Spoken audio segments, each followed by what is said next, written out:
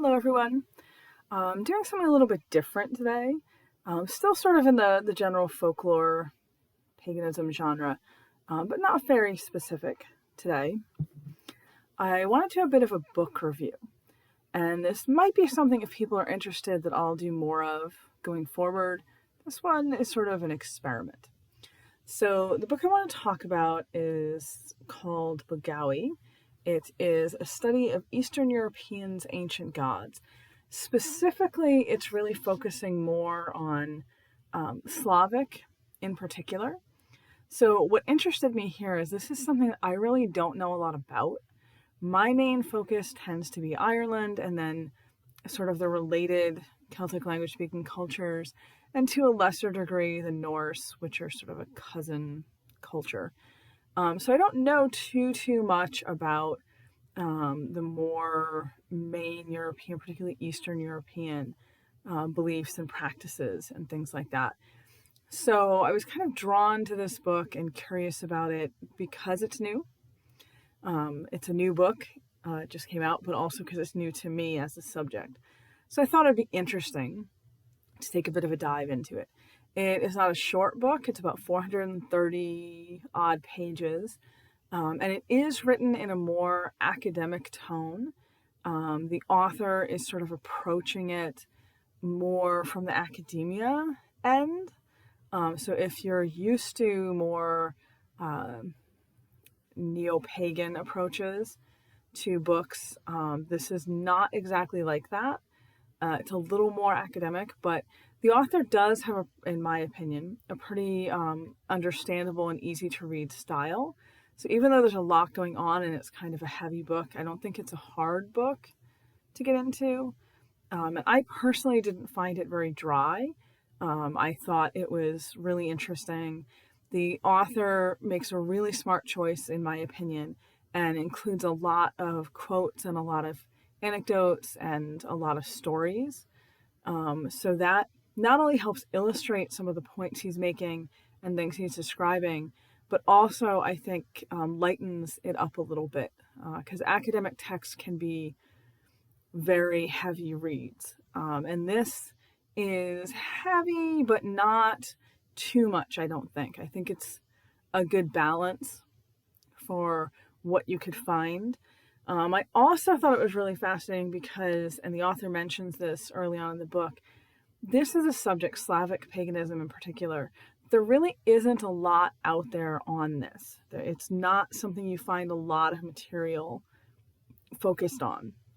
So I kind of like that it's a book that's looking at something, exploring something that it can be a little more difficult to find information about. Now the author himself, I'm not even going to try to pronounce his name. My apologies, but if I try, I'm just going to mess it up. So I could spell it for you. It's Kokoszka.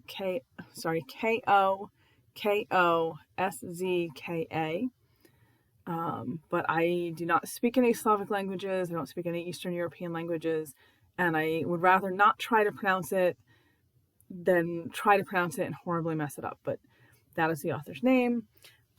He has a degree in microbiology, actually, which obviously is not what he's writing about. But he kind of talks about how he's always had an interest in this. This is a culture he has connections to. It's a subject that's always interested him. He is a member of the United States Druidic Order, ADF, Armenian Fane, which tends to be, out of the neo-pagan spiritualities, one that does emphasize study a lot more maybe than some of the others. I was a member of ADF myself years ago, not recently. I've kind of gone a different way, but I was for a while, so I'm familiar with sort of their style and their approach to things. I do like that this book, it covers a lot of ground in a way that I think isn't assuming anything of the reader.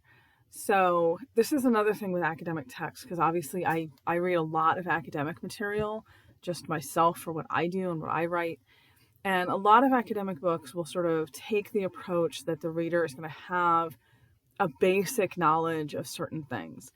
And I didn't feel that this author did that. He's pretty good about explaining things like what folklore motifs are, and what material we do have, what material we don't have. He does do a lot of cross-cultural comparisons in here, because as he mentions, there is not a lot on the Slavic paganism and Slavic pre-Christian beliefs, Slavic folklore. It's just a subject that has not really been seriously looked at, the way that some other things have been, like Celtic language cultures, for example. Tons of material, tons of stuff out there, not so much with the Slavic end of things. So I like that he's very upfront about that, but that does explain why he takes this more cross-cultural approach. He does a lot of comparisons, particularly to related cultures, Romanian, Lithuanian, Russian, but in ways that are sort of building and supporting the points he's making about the Slavic paganism he's writing about. The book has an introduction and then 14 chapters. It covers a variety of different Slavic gods and goddesses. I found them particularly interesting because they are so different, sort of from what I'm used to. And I was expecting actually it would be a lot closer to the Norse material, because I am familiar with that, and they're loosely related cultures, I had thought. But while you can make some sort of general like Indo-European comparisons going on with this, a lot of it was very new to me. I mean, obviously, when I say the Indo-European thing, I mean like there's a thunder god, which is pretty standard across any Indo-European culture.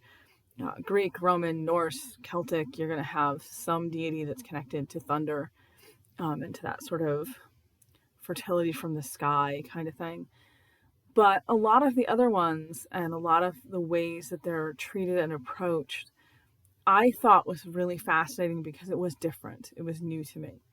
So I do recommend this book to anyone who's curious about this subject, but also anyone who just wants to learn something new, something different, something you can't already find 50 books on the shelf about.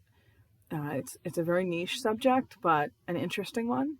So he talks about the different gods and goddesses, in a good amount of detail. Like I said, there is a lot of this cross-cultural comparison.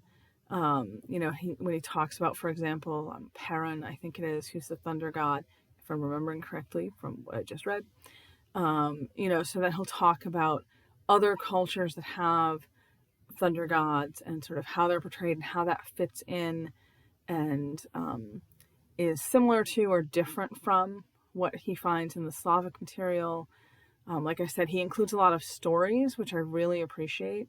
I think particularly with this subject, it's sort of easier to understand it and get into the concepts when they're being illustrated with stories directly from the culture. So I really liked that. He talks about the ideas of death and the soul, so gets into sort of that cosmology, which is nice. He also gets into some folk beliefs and practices, magical practices, holy days. So he's covering a lot of ground. I do want to emphasize again, for people who are more used to sort of the neo-pagan approach to these things, it's really not presented as like a workbook. It's not giving you sort of rituals you can do. It's not sort of that angle of practice, but it definitely gives you a lot of material to start from if you are interested in actually engaging and connecting with this. I think it would also work really well if you're familiar with some of the neo-pagan, Slavic, Eastern European stuff that's out there that is more interactive. It would give you a really strong basis to understand that and to move forward in sort of an educated way. Because unfortunately, what we find a lot, and I do see this a lot in some corners of my own expertise with fairy folklore, when you have a subject that there's not a lot of material out there on, that is more niche, that is just not written about as much or not as popular, what tends to happen is material does get put out there that is effectively just the author's own creativity. They're making it up. And I don't personally have an issue with that if the author's honest about it, if they admit that like they just don't have a lot of this information, so they're being very creative. But what tends to happen a lot of the time is that authors aren't honest about it, and they sort of present it like these are the traditional ancient beliefs and practices and magic and paganism of these cultures when they're not. So I think this book would be a really good one to give people a solid grounding in these concepts, in this paganism, and what it is, and how it has existed, how it does still exist, in what forms it still exists. And another thing I particularly liked is he does touch on Christian syncretism. So Christian syncretism is something that's extremely common, particularly in folklore, but also in mythology and related folk beliefs, where a culture was pagan, which most of them were originally, and then Christianity comes in and sort of becomes the dominant cultural force, and we see this blending of beliefs. And he talks about Perrin, again, for example, being syncretized with a particular Christian saint. And I apologize because I'm not going to remember the name, but it's in the book. And this, of course, is very similar to what we find in like Ireland, where we have the goddess Brige, who is syncretized with the Catholic Saint Bridget. You know, things like that are extremely common across folk belief. And I would have been really surprised if that hadn't occurred in the Slavic cultures. But it's really nice to see him talking about it and talking about what we can learn by looking at this, because one of the real values, in my opinion, of syncretism is you can look at the blended figure and sort of tease out what was clearly the Christian influence, what's clearly coming from Christian culture, and what doesn't fit with that, what doesn't make sense. So he mentions, for example, in this book that this particular saint that is syncretized to Perrin is strongly associated with thunder, which, again, like this perpetual thunder, I think is what he actually says. Which, again, is a kind of a weird thing for a Christian saint to be connected to, but it makes total sense when you understand that he is syncretized to originally a pagan god who had those same associations. And we see this as well. I'd used Brige and Bridget as an example, so I'll just go with that. But we see this as well, for example, with that, where we have certain aspects of St. Bridget which are pretty clearly not coming from Catholicism originally, at least. They're things that were sort of incorporated in. So you can learn a lot by looking at syncretic beliefs, and they are extremely common across folklore and across folk belief. So I appreciate that he did get into that. Not all authors will. I think it's an advantage of him taking this more sort of academic approach. A lot of pagan authors tend to avoid any of that sort of syncretism, or they will just say, you know, this saint is actually just this god in a costume. And it's usually not that simple. A lot of times the syncretized being, it's like if the god and the saint had a baby.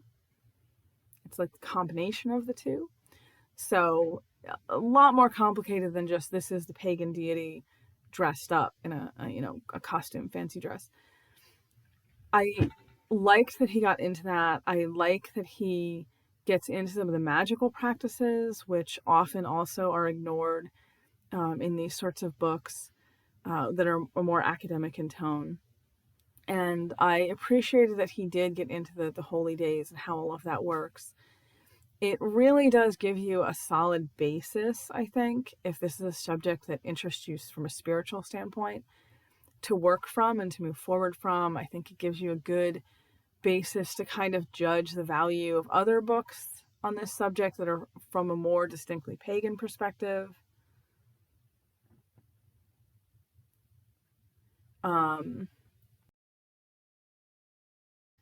There is a lot about this that really can be applied in different ways, depending on how you want to use it. Or you can just read it the way I read it, which is as someone who's just curious. Because I don't know a lot about this, it's not a subject that I'm familiar with really at all. I have like a very super basic knowledge of some of the superficial things. And mostly I know that from my own sort of cross-cultural work and things that I've read in academic texts that get into cross-cultural stuff that would kind of reference, like Perrin, for example. I keep picking on him. The author does talk about many other of the Slavic gods. That just is the one that keeps popping into my head. But it was really something that I was not super familiar with. I didn't know much about. So it was a lot of fun to read and to kind of get this different perspective and this different understanding. So I think that it could have a lot of value for a lot of people in different ways, kind of depending on what you're looking for, what you're interested in. I do realize not everyone wants to read a 430-page book just for fun. If you do, I definitely recommend it for that. But it also, I think, has a lot of other uses. And you certainly could just use it as a reference book and just refer to specific things as the interest comes up or as your curiosity kind of is piqued about things. As I said, I'm going to keep mentioning it is not a workbook specifically. It is not intended to, be used that way. It's not something that's going to teach you how to do the rituals or how to do the magic, but it has all of the framework and structure you would need if that does interest you to kind of work from there. So overall, I found it really interesting. I think I learned a lot reading it, which is always fun. This is going to be sort of a weird thing to say, I guess, but I've been studying the Irish material for so long, and the fairy lore material for so long. I do often run across new things or different stories or different angles on things, but it's been a while since I've read something that was just completely new to me. I have no knowledge of this, no familiarity with it, and that was kind of refreshing. It was kind of fun to read something that was so different. But again, he does make these cross-cultural comparisons, so there are points where he's talking about Irish gods, Irish goddesses, things that I am familiar with, and that helped me relate the other material he was talking about to make sort of connections with, if he's comparing this particular goddess to like Briege or Anya, that helps me understand a little better what he's talking about, where he's going with it. I do think if you know absolutely nothing about any kind of paganism, and if you're not really familiar with sort of cross-cultural comparison approaches, the book might be a little hard to get through, because it is covering a lot of information. I do think he makes a good effort at starting from sort of zero and explaining what he's discussing and why he's taking the approaches he's taking. Like I said, again, he gets into even like what a folklore motif is, which is really helpful. A lot of books don't bother to do that, but it is still a lot of information. And the cross-cultural is one of those styles that some people really love it. I personally appreciate it. Other people don't, because you might feel like you're just having a lot thrown at you. So if you're more on that second end of things, what I would encourage is to get the book and just go through it very slowly. Take it like in bite-sized pieces and, process what you're reading and then go back. Like, don't try to just read the whole thing all the way through, because that might be a little overwhelming. But I think it has a lot of value. I really enjoyed it. I will say, full disclosure, it is put out by the same publisher I write for, Moon Books. So, take that as you will. I am not super familiar with the author. I don't know him personally, which is not true of all the other authors at Moon Books. I do know several of them I'm friends with, but I don't happen to know him on a personal level. I, don't generally read all the books that are put out by Moon Books, because that would be way too much for me to keep up with, because they have quite a few authors and quite a few books that come out every month. But this one caught my attention because it's different, because it's Slavic, which I just thought was an interesting subject. like I said, it's not something that you see a lot of material on out there. And the author himself mentions that. This is not something that there is a lot out there for people to read or research or look into. I should also add, I do think this would make a really good reference text if you are on the more academic end of things. Sorry, I can't speak today. If you are on the more academic end of things and the less pagan practice end of things, I think that this would make a really good reference book for a lot of the topics he's covering. I think that you could use it that way. Like most Moon books, I will say it does not have an index. That is just generally something that Moon doesn't tend to do, often relating to word count, which would be a whole other video for me to get into. But nonetheless, I think that the chapters are set up in a way that is clear enough, and the topics that are being covered are pretty clearly specified in each chapter heading, that you could use this for research purposes. It's not a difficult book to navigate. Obviously, you can also get it on ebook, and that's much easier to search. Then you really don't need an index anyway. So, lack of index aside in the print copy, I do think it could be very useful as a reference work. I know there's a lot of people who write fiction that like to sort of base their fiction on mythology and folklore. And I think if you're interested in writing about more Slavic end of things, again, this would be a good place to start to kind of get a feel for that culture, for what the beliefs were, what they are, what the practices were, all of that. So that's my book review for today. I don't want to get too rambly because I could just keep going, but I think that covers all the highlights. It is one that I would recommend if it interests you for all the reasons I've already mentioned. And like I said, if you find this video interesting or you appreciate an in-depth book review, then let me know in the comments and I can certainly do more. You can request specific books if you want, and we can see if I've read them, if I have them. I could do a book review on that too for everyone. But this is my first one. It's a bit of an experiment. Obviously, I picked a book on a topic that I don't know much about, so that makes it a little more interesting to do this video, but I enjoyed it. I found it really interesting. I think I learned a lot. Always fun. And I think other people out there would probably like this book as well. So consider it and let me know if you want me to do more book reviews or if you have specific books that you would like me to discuss. Have a great day, everyone.